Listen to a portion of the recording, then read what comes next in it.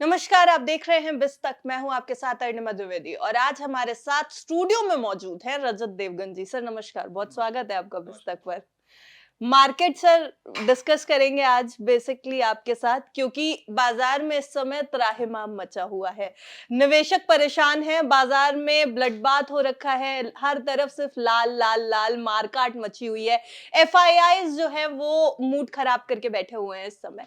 क्या चल रहा है सर बाजार में? क्यों खराब है एफआईआईज का मूड? निवेशक क्यों परेशान है? अभी क्या करना चाहिए बाजार में? क्या कुछ हो रहा है? अच्छा, आप जिससे भी बात करते हो यही बात कहते हैं ना, बिल्कुल लालम लाल है मामला, बहुत ही ज्यादा पोर्टफोलियो में ड्रॉ डाउन देखने का। सर ये वर्ड बहुत कॉमन हो गया है। तो जब एक जना डरेगा तो फिर दूसरा भी डरेगा, फिर तीसरा भी डरेगा। इसी तरीके की मार्केट देखने को मिल रही है ना। यानी कि अभी कोई इन्वेस्टमेंट के लिए बोलेगा भी नहीं, अरे भैया इससे दूर रहना, ये तो बहुत ही खराब चीज है, इसमें पैसा नहीं डालना चाहिए। ऐसे ही होता है। जब तेजी की मार्केट में कैसे सब बोलते थे कि खरीद लो, मैंने खरीदा तू भी खरीद ले, तूने खरीदा चलो और तुम्हारा दोस्त भी खरीद ले, ऐसा होता है ना।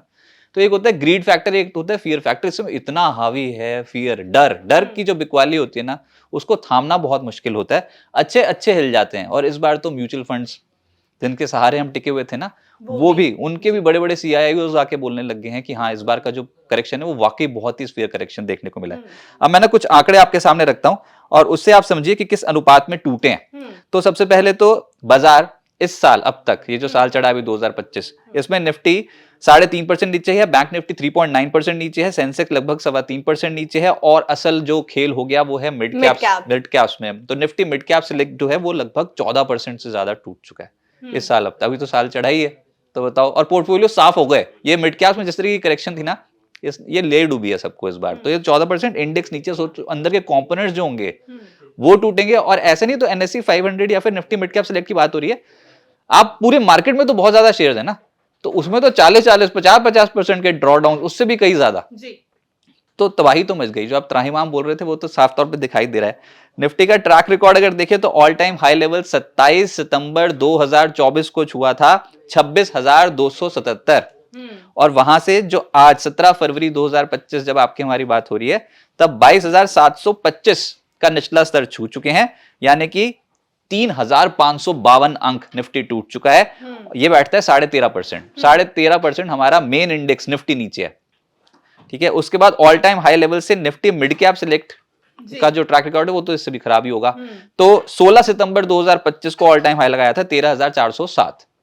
और वहां से आज यानी कि 17 फरवरी को जो लो लगाया है वो है 10,840, यानी कि लगभग 19% टूट चुका है। पॉइंट्स के टर्म्स में बैठते हैं 2,567 अंक। और एफआईआईज ने सर इस समय बाजार मेन तो कारण वही था कि एफआईआईज की लगातार बिकवाली। और एफआईआईज में हुआ ये कि डॉलर मजबूत होना शुरू हो गया। डोनाल्ड ट्रंप के आने के बाद रुपया कमजोर होना शुरू हो गया, तो उनको डॉलर टर्म्स में उनको नुकसान होना शुरू हो गया। और उन्होंने जनवरी में 87,375 करोड़ रुपए के शेयर्स बेचे कैश मार्केट में। और फरवरी में अब तक 29,183 करोड़ रुपए के शेयर्स बेचे। यानी कि 2025 में अब तक 1.16 लाख करोड़ रुपीस की बिकवाली 1.5 महीने के अंदर अंदर ही कर गए। हाँ, तो ये तो बहुत बड़ी बात हो गई। अब इसमें ना बजट काम आया, ना RBI की पॉलिसी काम आई, ना बीजेपी ने दिल्ली जीत ली वो काम आया, कुछ काम नहीं आया। एफआई धड़ल्ले से बेच गए। और अगर डेरिवेटिव के कोई आंकड़े समझे तो उसमें 85% इंडेक्स पे शॉर्ट पोजीशंस बैठी हैं। यानी कि 1.89 लाख कॉन्ट्रैक्ट्स इंडेक्स फ्यूचर्स में एफआईएस के शॉर्ट बैठे हैं, बिकवाली करके बैठे हैं, छोड़ ही नहीं रहे हैं अपनी पोजीशंस। इसलिए आपको बाजार ऊपर चढ़ता नहीं दिख रहा है और बाजार का ट्रेंड नेगेटिव है। हर एवरेज के नीचे आप हो, तो इस तरीके की तस्वीर बनी है। तो डर तो लगेगा ही, लेकिन ये ऑलरेडी हो चुका सिस्टम में। तो सर हो तो चुका है, डर भी मौजूद है।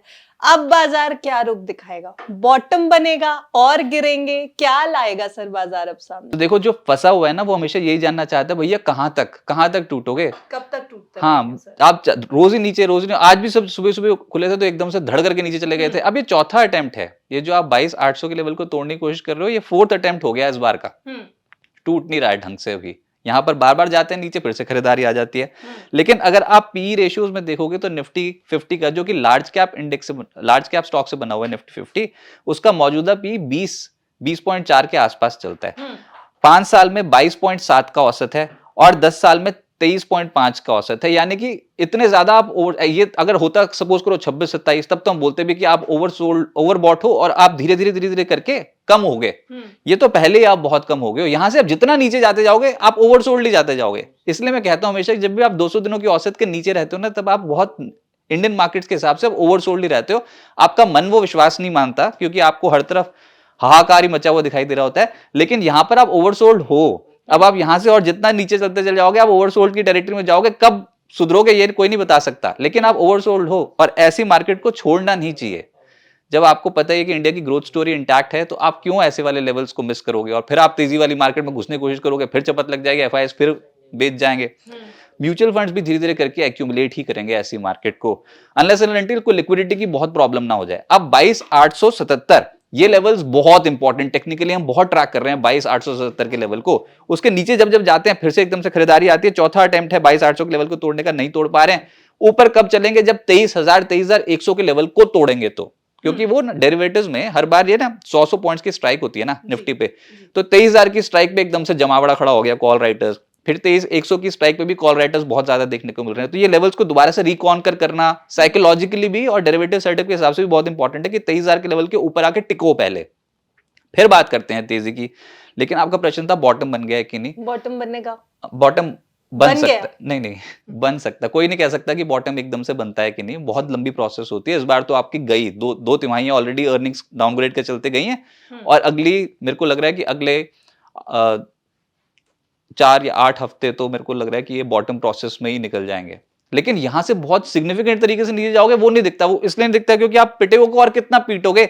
निफ्टी के मात्र 22% शेयर 50 दिन की औसत के ऊपर हैं। निफ्टी के मात्र 26% शेयर 200 दिनों की औसत के ऊपर है। पूरा बाजार 200 दिनों की औसत के लेवल के नीचे है।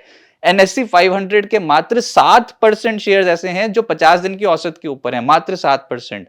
और एनएससी 500 के मात्र 13% शेयर 200 दिनों की औसत के ऊपर हैं। बाकी सारा मार्केट नीचे है। इस समय इतना सस्ता मिल रहा है। सेल लगी होती है ना जब, कि भैया ले लो ले लो ले लो, ऐसे वाली हिसाब किताब सेल लगी हुई है इस समय मार्केट में, और इसका फायदा उठाना चाहिए। बॉटम कब लगता है ये कोई नहीं बता सकता। अच्छे से अच्छा एनालिस्ट जो है वो टाइम नहीं कर सकता है मार्केट को। हाँ, बस वो प्रेडिक्शन होती है कि शायद इस वाले लेवल पे आके रुके, शायद उस वाले लेवल पर, जहां पर अभी आप वो बुरे लेवल्स नहीं है। हो सकता है यहां से 1000 चले जाओ, 1500 चले जाओ नीचे, लेकिन बार बार क्यों फिर 22,800 पे आके रुकता है? क्योंकि इंपॉर्टेंट लेवल है। एक लेवल जो बार बार हम बात करते हैं ना, कोई इंपॉर्टेंट लेवल होता है, वो है ये लेवल। तो देखते हैं इसको बचा जाते हैं तो फिर बॉटम बनाने के प्रोसेस में आ जाओगे आप, दर दर करके चले जाओगे। ऐसा तो हो ही नहीं सकता, बाजार में तो ऊपर बेचने वाले तो धुरंधर बैठे हैं अभी।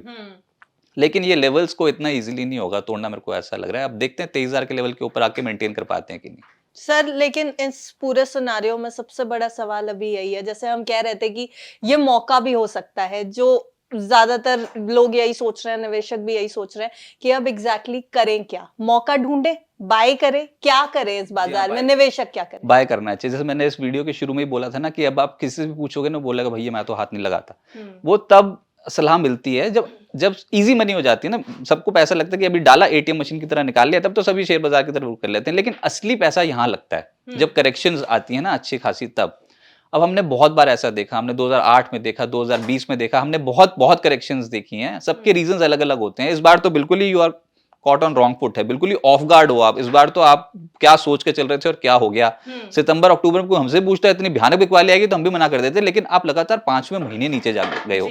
8 दिन आप नीचे गए, तो उसके बाद आज हो सकता है कि थोड़ा ऊपर आने की कोशिश करो, वो भी लोअर लेवल से। हिम्मत नहीं पड़ रही कि हाईएस्ट के लेवल के ऊपर निकलो, लेकिन संभलने की कोशिश कर रहे हो। 5 महीने आप नीचे हो। अब उसके बाद फिर ये फरवरी निकल जाए तो फिर क्या अगले महीने भी नीचे? इस तरीके से तो फिर डाउन ट्रेंड कंटिन्यू हो जाएगा। पर ऐसा लग नहीं रहा है। ऐसा लग रहा है कि बाजार आके यहाँ पर थोड़ा सा सांस लेने की कोशिश करेगा, थमेगा। लेकिन 2024 में जिस तरीके के रिटर्न्स मिले, 2024 में जो वैल्यूएशंस मिली कंपनियों को, स्टॉक्स को, वो नहीं मिलेगी 2025 में। इतने अच्छे वैल्यूएशंस पे, all time high record level, सब कुछ सुनहरा सुनहरा अब नहीं देखने को हाँ, अब नहीं, वैसे वाला 2025 नहीं देखने को मिलेगा। ये प्रोसेस है और ये बहुत बहुत लंबा समय लेगा। जब घाव ही गहरा लग गया है तो उसको भरने में बहुत ज्यादा टाइम लगेगा। बाजार में ये 2 तिमाहियां हो सकती है कि संभलने की कोशिश करे बाजार, और गिरावट मौजूदा स्तरों से नहीं लगती कि बहुत सिग्निफिकेंट तरीके से ढक करके नीचे आ जाएंगे, ऐसा नहीं। अगर कोई पैनिक सेलिंग आएगी ना तो बहुत ही अच्छा मौका होगा खरीदने का। और अभी करना क्या चाहिए? हड़बड़ी में कुछ ना बेच दें, जो आपके पास है वो भी अच्छा है, आप उसको अभी संभाल के रखें। पहले ही आप दुख दर्द में हो, बात समझ में आती है, लेकिन हड़बड़ी में नहीं। पता लगे लास्ट लेग ऑफ सेलिंग थी, आप बेचकर निकल गए, कोई और फायदा उठा गया। और ओवर लेवरेज पोजीशन ना बनाए, जितनी हिम्मत है, कैपेसिटी है, उसी के हिसाब से अपना रिस्क देखते हुए, अपनी कैपेसिटी देखते हुए इन्वेस्टमेंट करें और सिस्टमैटिकली करें। आप मुझसे सेक्टर मत पूछ लेना, क्योंकि जो नई लेग बनती है ना, उसमें अचानक से सब कुछ चलना शुरू हो जाता है। फिर उसके बाद मेन वर्सेस बॉयज के बीच में हम डिफरेंसेस देखते हैं, उनको अलग अलग करने की कोशिश करते हैं। लेकिन ये ओवरसोल्ड टेरिटरी, मैंने आंकड़े बताया, बहुत ओवरसोल्ड हो। अब इस लेवल से पलटे तो पहले शॉर्ट कवरिंग के चलते, और अगर एफआईज का मूड थोड़ा सुधर गया फिस्कल ईयर एंड आते आते, तो थोड़ा बच जाएंगे। लेकिन we are not out of woods, और एक इंपॉर्टेंट लेवल के नीचे भी चले गए हो, 23,000 के लेवल के नीचे। लेकिन ऐसा लग रहा है इस समय बाजार को देखते हुए कि बाजार गिरते गिरते भी थक जाएगा, और यहाँ पर मंदी करने वाले भी उतने कॉन्फिडेंट नहीं होंगे जितना खुलेआम बेची जा रहे थे इंडियन मार्केट को। यहाँ पर जाके थोड़ा सा रैशनल अप्रोच होगी, और देखते हैं अगली क्वार्टर के रिजल्ट्स कैसे बाजार पेश करता है। और अब ट्रिगर्स की थोड़ी कमी होगी, लेकिन इस दौरान आपको अब खरीदने का मौका बहुत अच्छा मिलेगा। जी, तो उम्मीद तो यही कर रहे हैं रजत जी, हम भी, कि और निवेशक भी यही उम्मीद कर रहे हैं कि यहाँ पर अगर बाय करें तो क्या पता थोड़ा सा पोर्टफोलियो बेहतर होता दिखाई नहीं, दे, डरना वरना क्योंकि नहीं है, बिल्कुल भी करिए। आप सिस्टमैटिकली इन्वेस्टमेंट करिए। अगर आप लॉन्ग टर्म के लिए आए थे, तो फिर तो ऐसी अपॉर्चुनिटीज को आपको एक अच्छी अपॉर्चुनिटी के तौर पे देखना चाहिए, बजाय कि डरने के। डरने से फिर उसके बाद पैसा बनता नहीं, जो टिकेगा उसी का पैसा बनेगा। जी, तो बाजार में टिकने की इस समय जरूरत है, और उम्मीद भी यही है कि एफआईआईज का भी मूड थोड़ा सा सुधर जाए, ताकि बाजार के सेंटिमेंट भी थोड़े से बेहतर होते दिखाई दे। तो फिलहाल हमारा ये डिस्कशन था आज बाजार के बॉटम बनने के ऊपर। क्या बाजार में क्या कुछ रुख देखने को मिलेगा अब। आपको ये वीडियो अगर अच्छा लगा हो तो वीडियो को लाइक और शेयर जरूर करिएगा। जो भी आपकी क्वेरीज है हमें कॉमेंट बॉक्स में जरूर बताइएगा। देखते रहिए बिज़ तक।